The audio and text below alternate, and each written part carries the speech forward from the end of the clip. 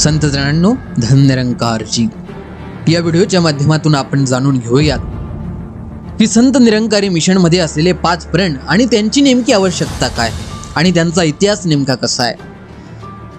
तर सन 1929 सालची ही गोष्ट सद्गुरू बाबा बूटा सिंहजी महाराज यांनी तेव्हाच्या अविभाज्य हिंदुस्थानातील पेशावर या शहरामध्ये संत निरंकारी मिशन या संपूर्ण विश्वामध्ये आध्यात्मिक जनजागृतीच्या माध्यमातून मानवता आणि विश्व बंधुत्व प्रस्थापित करणाऱ्या संस्थेचा पाया घातला।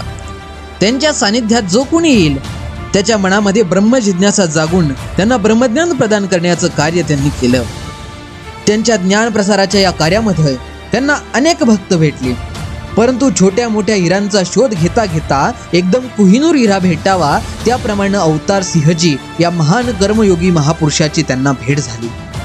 जणू परमेश्वरानं भावी काळात अवतारी पुरुषाचं कार्य करण्यासाठीच या विभूतीची निर्मिती केली होती, असेच बाबा अवतार सिंहजींच्या एकंदर जीवन कार्यावरून सिद्ध होते। कारण सद्गुरू बाबा बूटा सिंहजी महाराज यांनी देहत्यागापूर्वी सद्गुरू रूपात बाबा अवतार सिंहजी यांना प्रकट केले आणि संत निरंकारी मिशनच्या मानव कल्याणकारी कार्याची संपूर्ण जबाबदारी ही शहनशाह बाबा अवतार सिंहजी महाराज यांच्यावर टाकली। देशाच्या फाळणीनंतर शहनशाह बाबा अवतार सिंहजी महाराज यांनी 1948 मध्ये दिल्ली येथे संत निरंकारी मंडळ या नावाने संस्थेची नोंदणी केली। शहनशाह बाबा अवतार सिंहजी महाराज यांनी त्यांच्या मानवतेच्या प्रती केलेल्या महान कार्यामुळे युग पुरुष ही उपाधी देखील त्यांना प्राप्त झाली। बाबा अवतार सिंहजी महाराजांना ब्रह्मज्ञानाची प्राप्ती तर त्यांचे सद्गुरू बाबा बूटा सिंहजी महाराज यांच्याकडून झाली, परंतु संपूर्ण मानव जातीचा युगधर्म बनावा असं संत निरंकारी मंडळाची 5 प्रण मात्र युग पुरुष बाबा अवतार सिंहजी महाराज यांनी स्वतः निर्माण केली। यथार्थ मानवतेची आणि विश्वबंधुत्वाची शिकवण देऊन वसुधैव कुटुंबकम हे स्वप्न साकार करण्याचा विडा उचललेले शहनशाह बाबा अवतार सिंहजी महाराज यांनी मानवतेच्या दुर्गतीच्या कारणांचे मूळ शोधून काढले आणि त्यावर रामबाण उपाय शोधले। धर्म आणि भक्तीच्या नावाखाली मानवामध्ये जो भेदभाव केला जातो तो धर्माच्या आणि भक्तीच्या मूळ मानवतेशी विसंगत असल्याचं त्यांनी दाखवून दिलं। समाजाची नाडी ओळखून त्यांनी संपूर्ण मानव जातीचे हित साधता येईल असे काही सिद्धांत मांडले।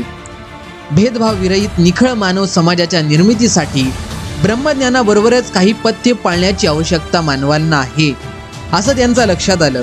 त्यावेळी संपूर्ण मानव जातीचे अनंत काळपर्यंत हित साधू शकतील असे भक्ती भावनेला अनुरूप व भक्तीच्या मार्गात बाधा ठरणाऱ्या गोष्टींना दूर करणारे 5 नियम त्यांनी तयार केले। हे 5 नियम म्हणजेच 5 प्रण किंवा संत निरंकारी मंडळाचे 5 सिद्धांत होत। या 5 प्रणा पाठीमागील भूमिका स्पष्ट करताना शहनशाह बाबा अवतार सिंहजी यांनी संपूर्ण अवतारवाणी या त्यांच्या महान आध्यात्मिक ग्रंथामध्ये खालील पद दिले आहे। औषधीना होई गुणकारी जर पथ्या पाळीले नसे, बोले मुखाने करीन कराणी कार्य सिद्धीला जात नसे। मिळेन चरण धुळी संतांची ज्याच्या मणी सत्कार नसे, अशक्य टिकणे ज्ञान अंतरी जर गुरुवर विश्वास नसे। गुरु वाचुनी ज्ञान न उपजे, होत नसे ज्ञानाविन ध्यान। जवना मानी 5 प्राणांना, अशक्य मिळणे ब्रह्मज्ञान, अशक्य मिळणे ब्रह्मज्ञान। शहनशाह बाबा अवतार सिंहजी महाराजांनी डॉक्टर आणि रुग्णाचे उदाहरण देऊन समजावले आहे की पथ्य पाणी सांभाळले नाही तर औषधाचा गुण येऊ शकत नाही। केवळ मुखाने ब्रह्मज्ञान बोलून जर त्याप्रमाणे कृती नसेल तर त्या योगे ध्येय साध्य होणार नाही। मनामध्ये जर आदर सत्काराची भावना नसेल तर त्याला संतांचे चरणरज लाभणार नाहीत आणि सद्गुरूवर विश्वास नसेल तर हृदयामध्ये ज्ञान रुजणार नाही।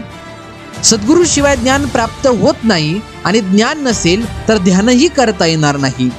हा तर आध्यात्मिक सिद्धांतच आहे। सद्गुरूच्या उपदेशानुरूप जीवन जगण्याची प्रतिज्ञा करीत नाही तोपर्यंत त्याला ब्रह्मज्ञान प्राप्त होऊ शकत नाही।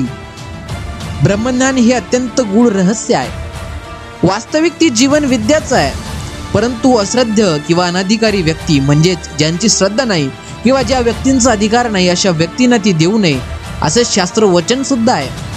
खरं तर ज्यांची श्रद्धा नाही किंवा जे अनाधिकारी व्यक्ती आहेत अशा व्यक्तींना ती विद्या लाभून देखील तिचा काही लाभ होऊ शकत नाही। भगवान शंकर माता पार्वतीला हे गूढ रहस्य समजावताना हीच चेतावणी देतात गुरुतत्वमिदं देवी सर्वमुक्तं समासतः रहस्यमिदं व्यक्तं नवदेद्यस्य काश्चित। हे देवी, थोडक्यात मी तुला हे गुरुतत्व समजावून सांगितले। हे गूढ रहस्य ज्याला कुणालाही म्हणजे ज्या व्यक्तीला अधिकार नाहीत अशा व्यक्तीला सांगू नयेत। खरं तर ब्रह्मज्ञान हे सदैव काळ सकळ मानव मात्रांसाठी उपलब्ध आहे, परंतु ते प्राप्त करण्यासाठी ब्रह्मवेत्या महात्म्याच्या चरणी नतमस्तक होणं अनिवार्य आहे। समर्थ सद्गुरूच्या चरणी नतमस्तक झालेली व्यक्ती किंवा शरणागत झालेली व्यक्ती मात्र ब्रह्मज्ञान प्राप्त करण्यास प्राप्त असल्याचे धर्मग्रंथशास्त्रांनी घोषित केलेले आहे।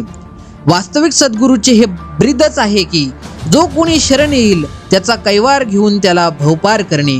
जसे म्हटले आहे, जो शरण आवे तीस कंठ लावे यह ब्रीद स्वामी संदा। भगवद्गीतेच्या 18व्या अध्यायामध्ये भगवान श्रीकृष्ण अर्जुनाला हे सांगतात, सर्व धर्मान परित्यज्य मामेकं शरणं व्रज अहं त्वा सर्व पापेभ्यो मोक्षयिष्यामि मा शुचः। सर्व धर्म सोडून तू मला एकट्याला शरण ये, मी तुला तुझ्या सर्व पातकांपासून मुक्त करेन।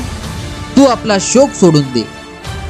येथे धर्माचा अर्थ हिंदू, मुस्लिम, शीख, ईसाई वगैरे धर्म अथवा कर्तव्य कर्म असा नसून जनरूढी व कर्मकांड असा अभिप्रेत आहे। संत निरंकारी मंडळाच्या 5 प्रणांचा उद्देश देखील हाच आहे की जिज्ञासू मध्ये सद्गुरु चरणी समर्पित होण्याचा भाव निर्माण करणे, जेणेकरून त्याच्या हृदयामध्ये ब्रह्मज्ञानाचे बीजारोपण करणे शक्य व्हावे। मनुष्य आपल्या अहंकारी वृत्तीमुळे सहसा असा समर्पित भाव धारण करीत नाही, त्यामुळे जीवन सार्थ करू शकणाऱ्या ब्रह्मज्ञान रूपी महान लाभापासून तो वंचित राहतो। संत निरंकारी मंडळाच्या 5 प्रणांमुळे मनुष्याचा देहाभिमान, कर्माभिमान, जात्याभिमान इत्यादी सर्वच नष्ट होतात। निरभिमानी वृत्तीने सद्गुरूचा कृपापात्र बनल्यामुळे प्राप्त झालेले ब्रह्मज्ञान हे सुद्धा आपल्या कोणत्याही कर्माची फळ नसून केवळ सद्गुरूच्या अपार दयेमुळेच प्राप्त झाल्याचा भाव त्याच्या हृदयामध्ये राहतो। त्यामुळे या ज्ञानाचा देखील अभिमान तो करीत नाही।